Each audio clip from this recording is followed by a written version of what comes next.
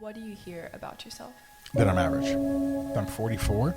And so I'm on this part of my life where I know these next 20 years are incredibly important. I want to live a life that matters. I want to live a life that goes way beyond just my time here. When I get unhappy, it's because I feel like I'm not making the impact I need to.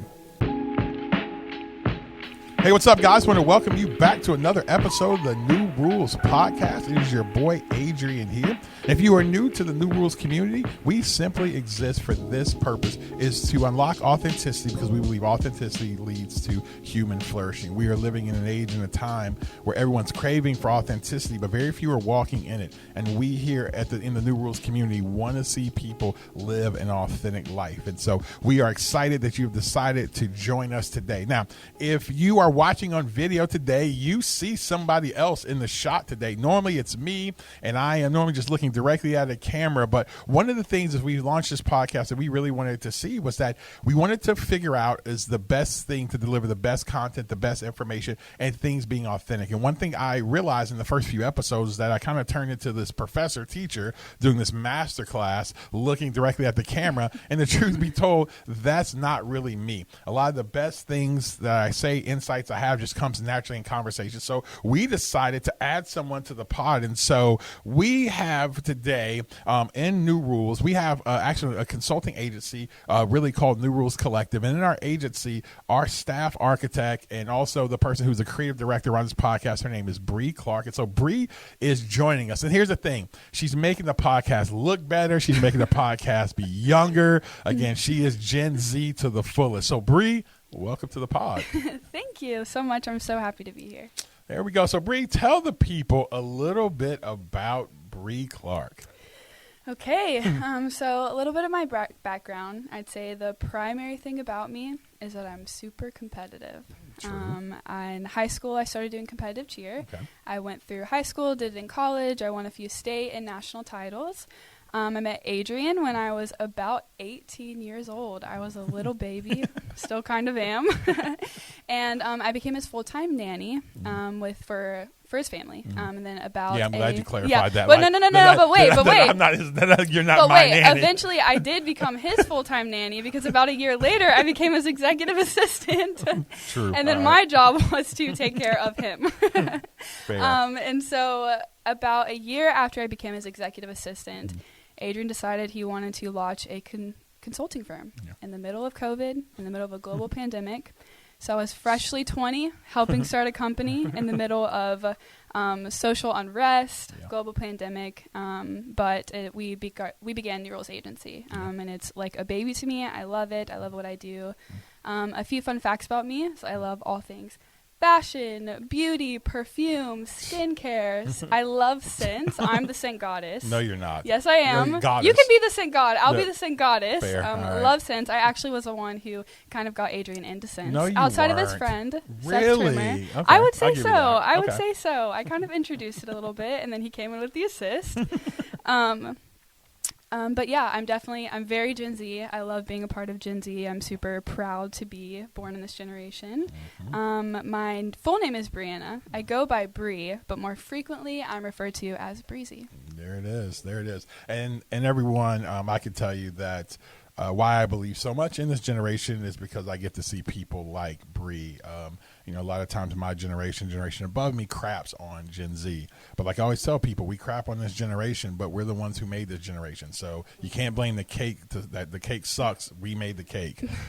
But I can tell you there's so much talent, so much ability. And what she said, she's competitive, she's resilient. She really has. I mean, we've grown a company, getting close to 7 figures in the last couple years, and she's been the one leading it. And I tell people I am never afraid to empower the next generation because, again, they've got energy, they've got creativity, and she's handled responsibility. So she really is the real deal. And so it's going to be a lot of fun being on the pod and doing that. So Bree, since it's your first time on the pod and you're jump starting us today, we're going to go right into Air It Out, and I'm going to give you the floor.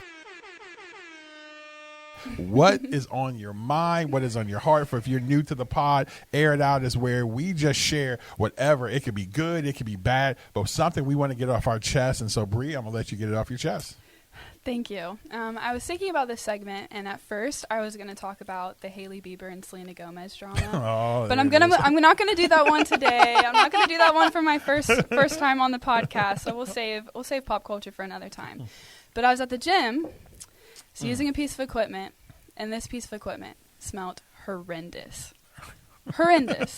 And so I got to thinking, and I was like, well, you're supposed to wipe down your equipment at the gym. You're supposed to go over, grab the little paper towel and the spray it down after you use it, because that's the kind and compassionate thing to do. Yeah. And so I have something out there for all the men, the boys. Please wipe down your gym equipment.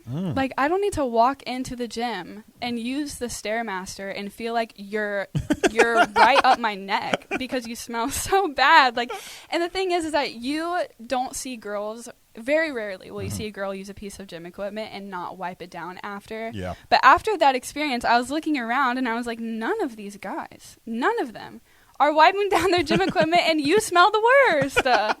Hey. So I have a problem with that. It's disgusting. Like, just act like, have some social awareness. Yeah. If you're not going to have it for yourself, just like at least have it socially so that nobody else has to suffer with you. Yeah, and I wish I could jump on the guys right now and say, dudes, wipe off your gym equipment. Yeah, your boy You ain't don't wiping do that. it. You Your don't boy do ain't wiping out that gym equipment. I'm trying to get to the next thing. You know what I'm saying? I'm supersetting that so thing. Once I hit that nasty. superset, I got to get to the next set. Now, I'm going to tell you, I wasn't going to do it aired out today, but as we're recording this, one thing that we are in the time where they just had the collapse of Silicon Valley Bank.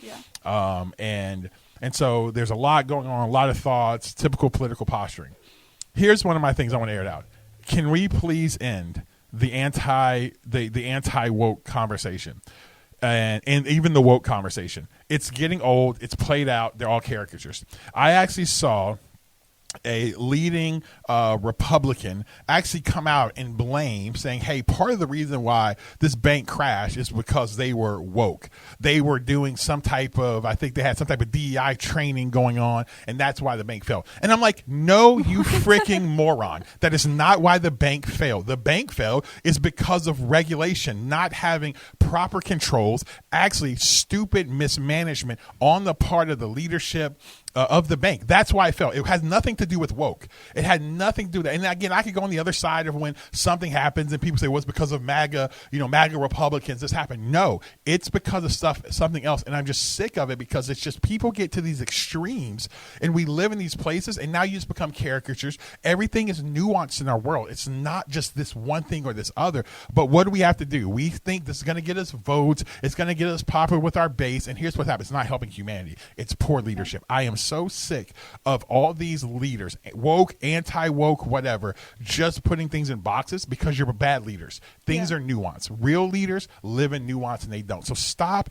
Is this camera? It's this camera. Stop being a freaking moron, okay? Stop. Don't be a character anymore. Actually have original thoughts. Stop trying to rile up your base and make your base say, oh, I'm on this team. No, actually be a leader. We live in a divided world, and it's not just only because of, woke, or it's not just because of MAGA Republicans. It's because we have leaders who just do this stuff to continue to have popularity, to continue to have, they want to continue to have power, so they just play through their base. So please stop. I beg you, every leader out there, stop. You're a moron. You're not helping the cause.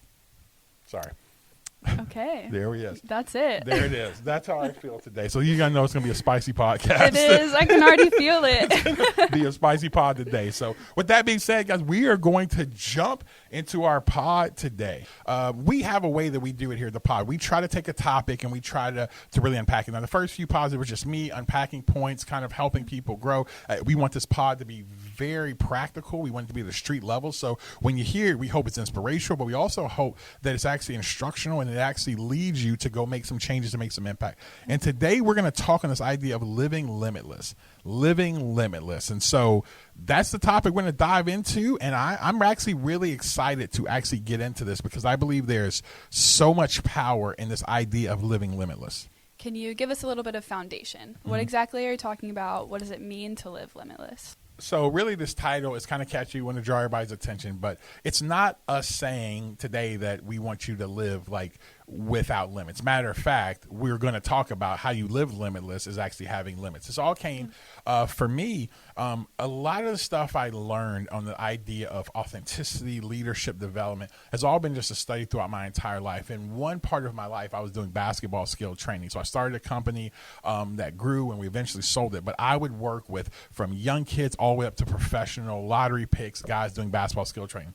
And one of the things that I learned was, and one of the secret parts of who I was to actually get players to accept who they were.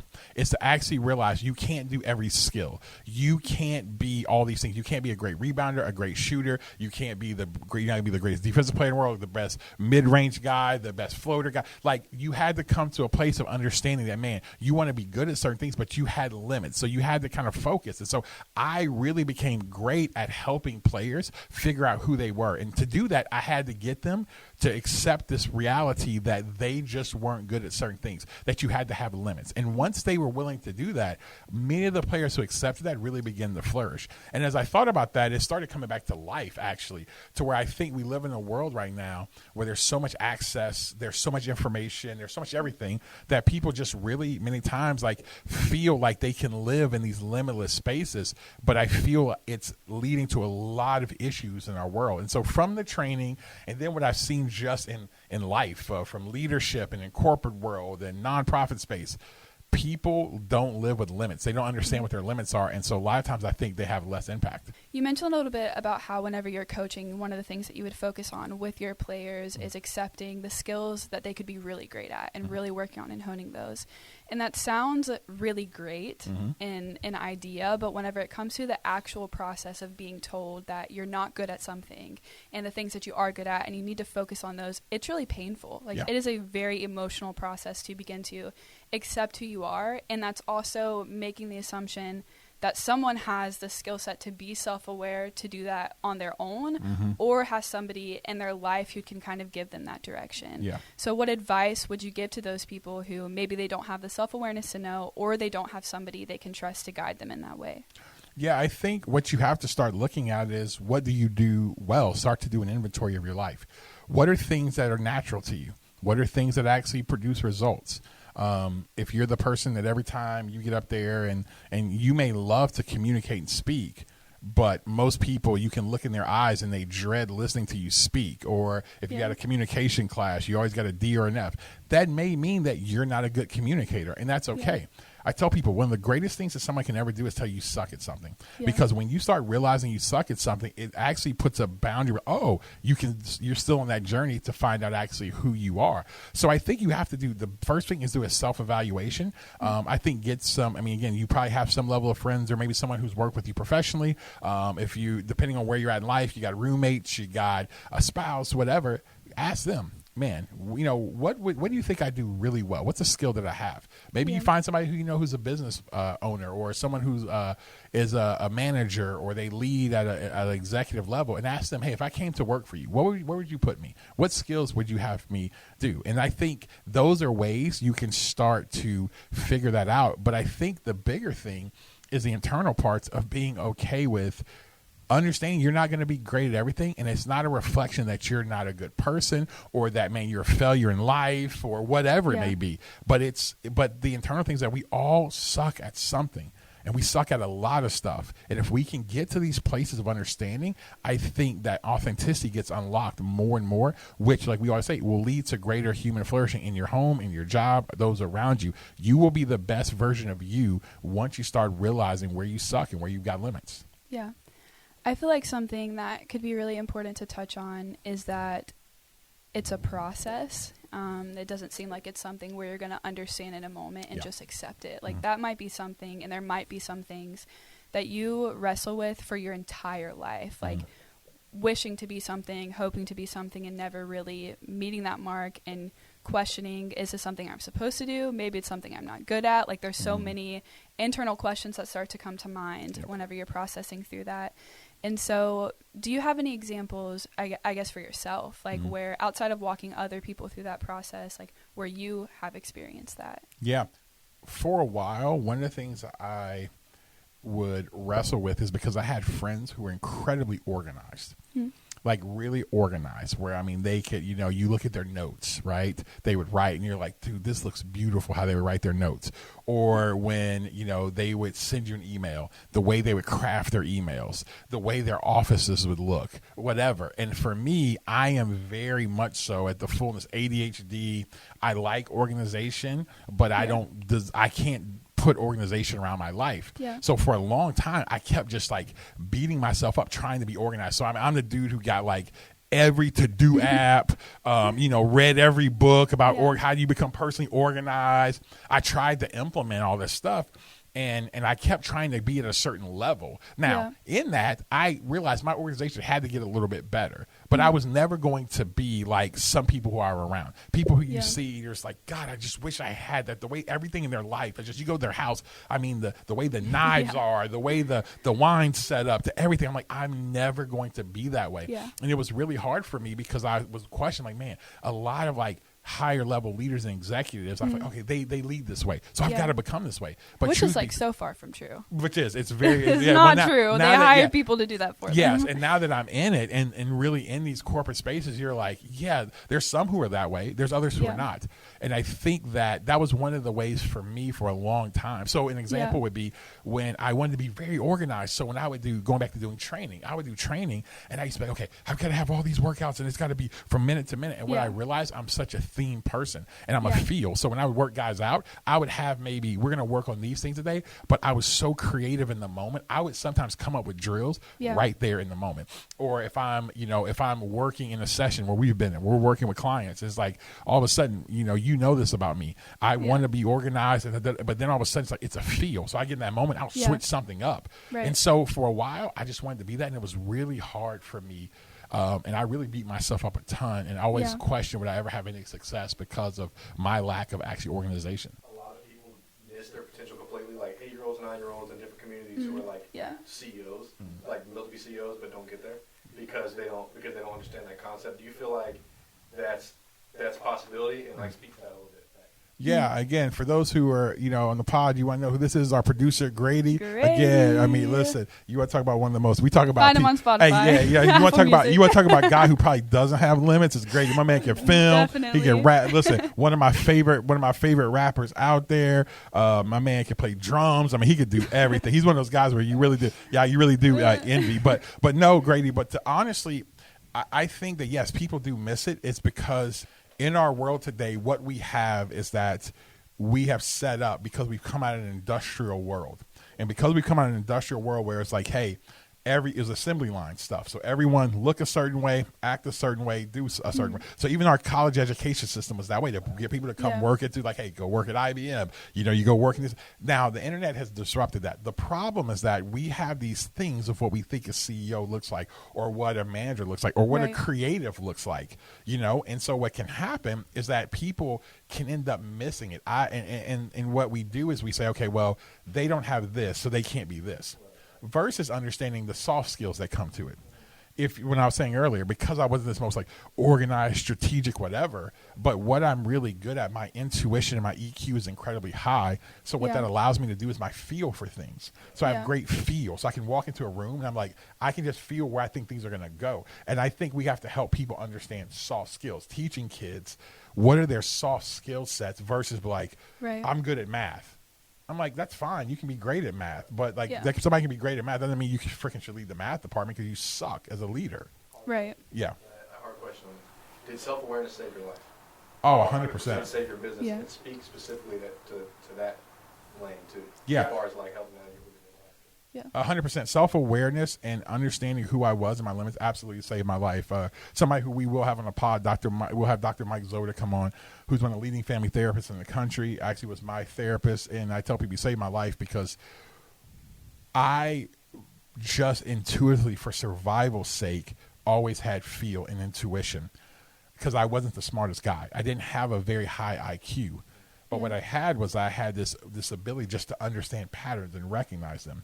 And when I sat in Doc's office well over probably about 11 years ago, I sat in his office, and the thing he told me was like, man, your EQ is your superpower. So it was like going to Professor X. I felt like a mutant my whole life. And I walk in there, I'm like, oh my God, this is a superpower. Yeah. And so it's saved my life. It saved my business.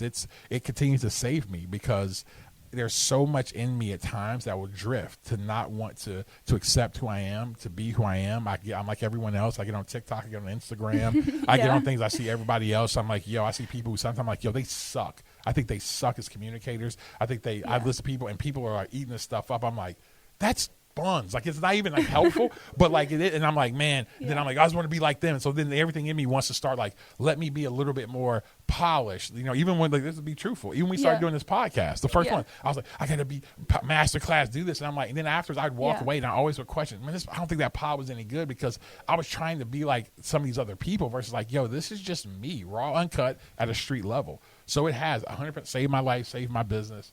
I mean, I think it saved my marriage. I think it's helped me as a father, a friend, all that. I think it saved my marriage, man, because no. You're it's really everything I have. That's a really good. It's self-awareness and putting these ideas. It's really saved my marriage because I was able to, with my wife, one for her to understand who I am. I'll never forget this. It changed my life. I'm a type of person where I'm never satisfied. And it's not because I don't want to be satisfied. I'm just not satisfied because I always see the world to be better. And until the day I die, I'm going to want to see the world to be better. And one of the things that at times Wendy would ask, she's like, we experience great stuff, man, if it was, accomplishments in a business or accomplishments for her stuff or moving to, a house we've always desired. I mean, stuff where, some people know this, man. I literally would randomly pray about moving into a house where it had a gym on the back so I could just go train. And like, it just came out of nowhere. Like it happened. Wendy's like, stuff like crap doesn't happen to normal people. It happens to you. And then I was in there and as soon as I'll never forget the first time I was there, Wendy's like, how do you feel? I'm like, I'm thinking about the next thing. I'm like, I'm okay. And she's like, why can't you celebrate? And one day she said this to me and it changed this. I was like, she's like, people like you. She's like, I get you now. People like you are the ones who impact and change the world because you're never satisfied with the world. So instead of her seeing that I was just discontent, I hate my life, it was actually a desire in me. Now, at times, can I go melancholy that way? 100%. Yeah. But it allows us to actually get to know, she got to know me, and I lead in that way. Self-awareness allows me to lead my home. Yeah. I'm really good with EQ and emotions. Right. So I'm, you think about this. So normally it's like, hey, I've got a son and 2 daughters. Normally, what do? The wife deals with the emotions. Wendy's not great at that stuff like I am. Yeah. So I'm the one unraveling our kids. And it's like that because because that's what happens a lot of times. A lot of times we aren't self-aware. We're not holistic. We go to work and let's say you're at work and you're great at numbers. And let's say you're a wife, you're great at numbers. But then we have this kind of pattern in our country where the husband deals with the bills. So you got a husband, that joker can't add. You know what I'm saying? Yeah. He's terrible with money, but yet still you want him to handle it because that's what you do. Instead of like you run a multi-million-dollar company, the finances of it. Yeah. Then do that at home. Yeah. And I think that's where, self-awareness is helpful. Yeah. So you were in the position to where she accepted who you were. Yeah. So what do you do when that doesn't happen? That's tough. That's a tough situation. Right. Or even the workplace conversation is a really big one right now. Like, what if this major thing about who I am isn't accepted or valued in the place that I work, within my friend group, or even within culture? That's a good point. Here's what I would tell people. I think once you know your skill set or the things of who you are, I think you can be successful, I believe, almost anywhere. Yeah. Now, that doesn't mean that everyone's going to accept, like, your gift, right? So you think about early on, like, empathy was not something talked about in corporate America. Right. It's dog eat dog, you're savage, this is what you go after it. And now it's a new conversation that's happening. Well, that doesn't mean you still can't be empathetic. That doesn't still mean you can't lead. It's just the fact of it may not be where people appreciate it, but what they will appreciate is results. See, I believe when you're actually acting out of self-awareness, you produce the best results. Now, I'm not saying you're going to produce the results of a Steve Jobs, but you'll produce the best results of who you are. Yeah. And so I think that in those moments, I still think you have to learn how do I insert who I am in different ways. I think what we tend to do, Bree, is we put like boxes of how I have to show up. Yeah. So, if I'm organized or if I'm empathetic or I'm more of a salesperson, whatever. Well, maybe you're not out there front-facing sales, but how do you sell people to get behind the vision? How do you, let's say I got better sales, but you're organized. So let's say you're an executive assistant. Okay, well, how am I using my sales skills into making sure the boss who I work for, that the things he's wanting to get done, what he's wanting to get communicated out, I'm using that sales gift right there in that moment. I think you can use your skills anywhere. It's just we have to reframe our minds of what that looks like. Is there such thing as not being a good person? And like what's intrinsically who you are, and like versus like what you learn? You know what I'm trying to say? No, it's a good point. I think, so my worldview, so I think you have to start there. My worldview is this, because I think human beings suck. I'm starting there. So if you don't start there and you think, oh, it's just because of just our societal things that have all shifted us to be whatever, I think human beings start with like that we're not great. Now, in that, what do I mean by that? I mean by the fact that like our proclivities as humans is always going to be selfish. It's going to be about us. Majority of the things we do are about us. Even the good stuff we do is many times is because of what it gets us. So I'm nice. I help somebody, man, across the, I help this old lady at Publix, it's raining, so I'm gonna help her out there. Now that may be the nice thing to do, but deep inside, man, it's like, what does it make me feel like? Yeah. Now I say all that to then kind of flip it and go from this point. I think that but I do think there's really good skills and stuff you can learn and values you have. I think that like, listen, childhood, somebody said, childhood trauma for sure shapes you. It impacts you. And it's very painful. I can tell a lot of times, man, I would say it's a lot. In your greatest places of pain, you find your greatest sense of purpose. Mm-hmm. Because I think many times there becomes attacks on those things to really try to silence you or to limit you. For me, a lot of my childhood pain, and I'm not talking about big T trauma like somebody abused me or something like that, but I'm talking about the stuff to where I grew up where I had high EQ, very emotional, all those things. And I always wanted and no one really unlocked that. So for me, my whole life, I was trying to fit in. I'm trying to fit in. And what ultimately did that pain of that actually led to me becoming like actually someone, because of the pain, now unlocking authenticity. I know what it's like to be suffocated. Yeah. And I know what it's like to dig out of it. So I really have very clear things. So that pain actually created and built in me some greater stuff. Yeah. Can you go a little bit more into that? Like, is there a specific messaging that you feel like you learned in your childhood that helped shape the way that you view limits and the way you applied them to your life? Yeah, it's a very good question. One of the things I learned in life about limits was, honestly, again, sports really impacted me. My father was a college basketball coach. Now, I was a tall kid. Now, back then, for a long time, if you were a tall kid, that you played inside. You were a post player. My father, that was the way it was, but he broke the mold for me. He's like, I don't care how tall you are, because even if you are 7 feet and you can shoot the ball and dribble the ball, you're way more valuable. So he could, and then what's crazy, my father was an inside coach. So for him, it could have been like, oh man, this is my dream. My son, he's tall. I'm going to put him right where I'm at, what I do. But he didn't. He's like, no. The game, he saw something way ahead. The game's going to change. I want you to do this. So I learned not to be limited by a box of society. Now, the other side of it, in that, I also learned that box wasn't for me. But I also learned, too, that there became a box that everyone's going to play by a set of rules. You're going to be in a box. Yeah. So that's probably what I learned. I learned, like, man, you're going to be in a box. We hear in this world, man, live outside the box. Right. That's freaking stupid. And I'm saying this because I used to say it, live outside the box. I'm saying you're going to live in a box. The question is, are you in the right box? Because boxes and limits like that actually help you grow and flourish. And so I learned both those. I learned to live outside the box, but I learned to find the right box. Yeah. So how do you find out what you're capable of without just trying everything? Again, I think it goes to this. I think we don't do a great job anymore of evaluating, of doing things throughout our day. So here's practically, like when you go throughout your day, have you ever stopped to just sit there and say, man, what did I have success in? Yeah. What is the thing that maybe the thing that somebody came and said, hey, and let's just use this. I'll use you for an example, right? Yeah. For your age, there is an incredible amount of insight and wisdom you have. I mean, again, I am literally 20 years older than you. And in that, there's times where I come, hey, what do you think about this? And things that you haven't even experienced yet, you're like, it's dealing with me, it's dealing with the situation. It may even times we talk about my kids. I'm like, what do you think? Because you're very close to them. You're like, I think about this, and it's incredible wisdom. So whenever I see you with people like, man, Bree gives me good wisdom, that's a skill. That's a thing that you have. So, but if you don't ever go throughout your day and ever stop to evaluate Where did I impact somebody's life today? Yeah.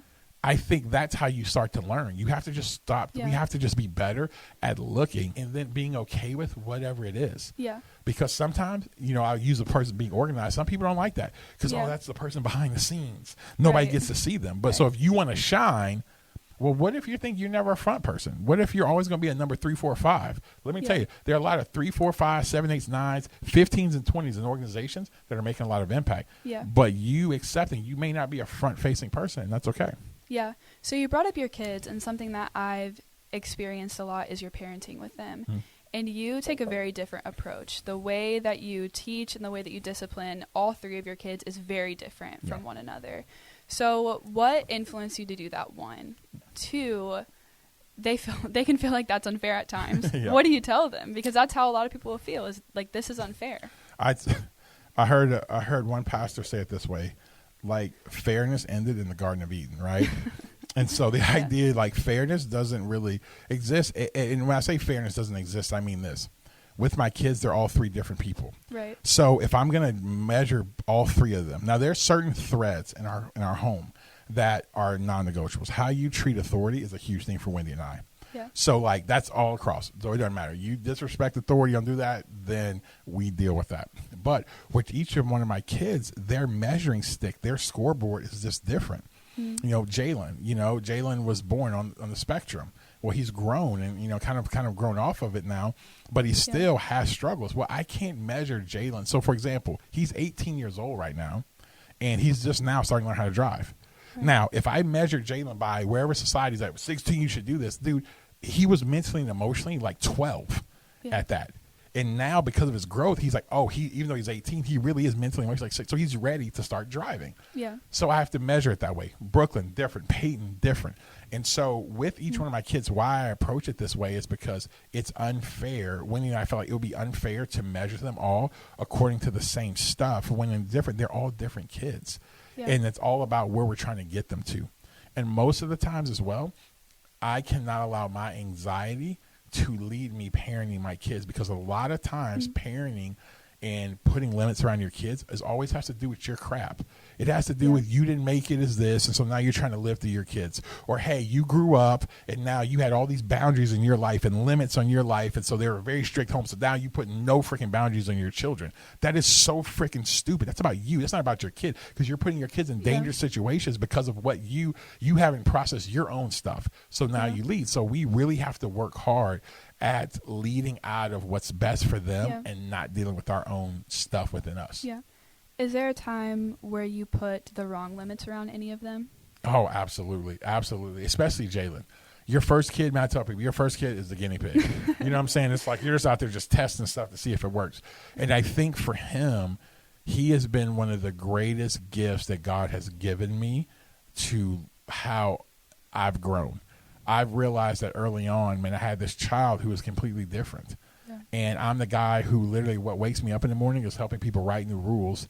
I have a son who's on the spectrum, but I was trying to treat him like every other kid. Yeah. And so one day I was literally sitting there and I felt this thing of like, man, hey, Mr. New Rules, like you were given this kid for a reason. Right. And I think that's where I did with him. And so I've had to unravel that. And so I've been spending a lot of time unraveling that.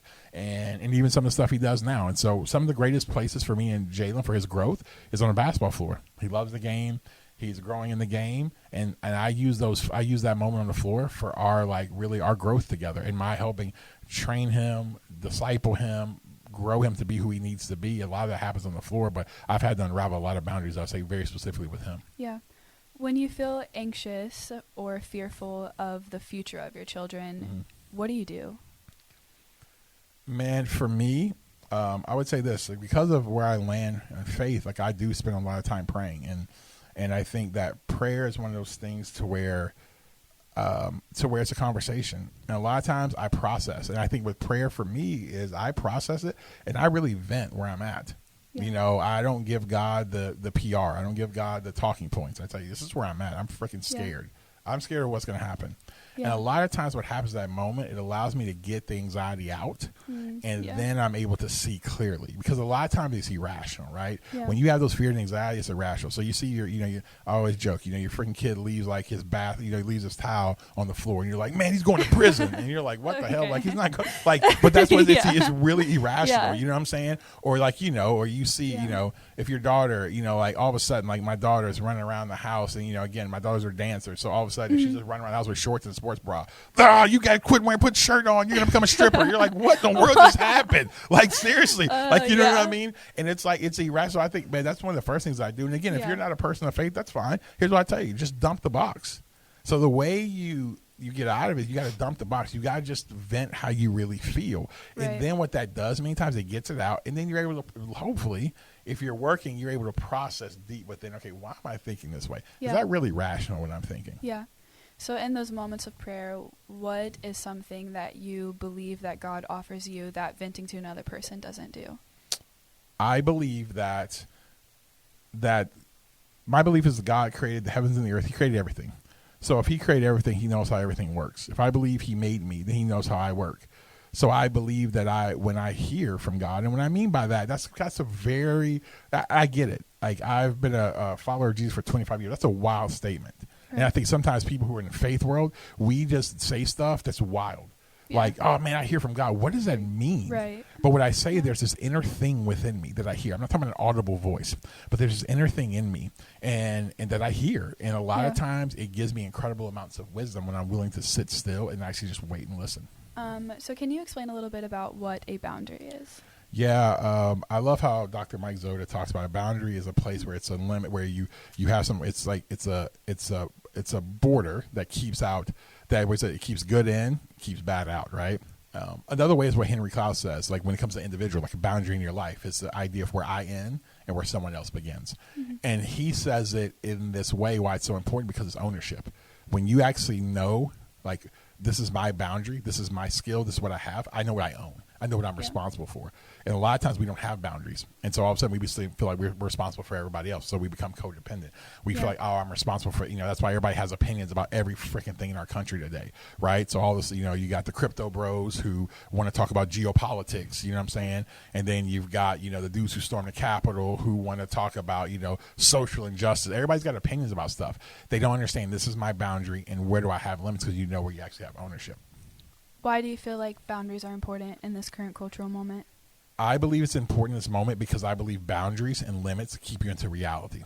See, the one thing about human beings that makes us different than animals, than anything else, is our ability to hold, like in our imagination, our mind. We can actually hold, like, something. You think about this, like this podcast. It was not a podcast, and it was something that I'd had in my mind. Yeah. And then we created it. Like human beings, that's what makes us distinct. Now in that, I love how John Mark Comer says it this way, is like the beauty for us to hold our imagination of creating something that doesn't exist, but also we can live in things that don't exist. And I think that having limits forces you to live in reality. We are living in a world that will go more and more to virtual reality. The metaverse, all that. And people, even now, they're living in the metaverse. They live in a broken world. That's why you go on, and you know this, you go on Instagram, you go on TikTok, and you see friends you go up, you're like, and they're now all of a sudden they're experts. You're like, you're a freaking moron. Like, what are you talking about? You're like some crypto expert, or I'm some banking expert. I'm like, dude, you live in the basement with your mom and you barely have any money in your bank account, but all of a sudden you're an expert. Like, people live in these weird worlds. And so why you need to know your limits, because you live in reality. It makes me understand this. This is what I do, because if not, with my imagination, I could live in such a broken world that does not exist. And so I think it grounds us, and we need that right now. I've said it before. We're living in a time where reality is going to trump ideology. Reality is going to trump what you think and feel. When the market starts to go down, when more war starts to happen, when pandemics happen, when real life stuff happens, all that fantasy, see, in America, we can live up and to the right because we live in a capitalistic society, which I love, and we can live where everything's going well. But when things go bad, it grounds you into reality. And I think a lot of people, if they don't do this, they're going to get screwed up. I see it a lot in entrepreneurship, where everybody's, oh, I'm an entrepreneur. Listen, I grew a company in the midst of 08, 09. It actually grew. That's when I knew I had it. Yeah. Like when the market's up and to the right, like you just go raise money. You're not Right. freaking out. You suck. Like I don't care about that. Yeah. Can you freaking grow something when it's nothing? Right. That's what, and I think a lot of times today, people just live in these broken worlds. And I think what's going to lead to suicide. I think it's going to lead to more depression, more people being drugged up because I think they're living, not understanding actually who they are. Yeah. I feel like a real-time example could be helpful, and you know me very well. Yeah. Do you think that I live well within the limits that I should have, and in what ways could I grow in that? That's a good question. Man, you're getting your own little self-help therapy today. You know what I'm saying? Dang. No, here's the thing. I think for you, I think you absolutely do. I think you live in, I think sometimes for you, it's more I have to get you to accept, like to get you actually, your unreality is living below actually who you are. Yeah. Not actually, some people it's like inflated view. Yours is a deflated view. And so when you live in a deflated view, you're still going to live not in reality. Yeah. And so that's where for me, I'm constantly like, no, this is this. No, go take this. No, I know you have never done this before, but your skill set, your ability, actually, you'll figure it out. Yeah. And so I think that's the one thing I think for you. Well, guys, hey, thank you so much for being with us today. I hope you like it. Again, as we are launching this New Rules Pod, we're going to switch things up. We're going to try different things. Like today, you saw Bree on there. You heard Grady in the background asking questions. Because here's the thing. We want this to be authentically actually who we are. Even when you look at it and you look at the cinematic fashion, we're not doing this to just try to gloss this up. So, man, look how great it is. We actually really do care how things look. Like that's authentically us. And so, but also we want it to be raw. Some people just have a little iPhone, they'll put it out there and they'll do their thing, and man, it hits because that's who they are. For us, this matters. And so when you see this pod, the people we have on this pod, what we're going to do, it is going to be us. And whoever connects with our community, we love it, and we're going to continue to move forward because we think it's really important to help, for us to step in the world to kind of help people write new rules. And so until next time, keep going out there, keep living authentic lives, keep writing the rules.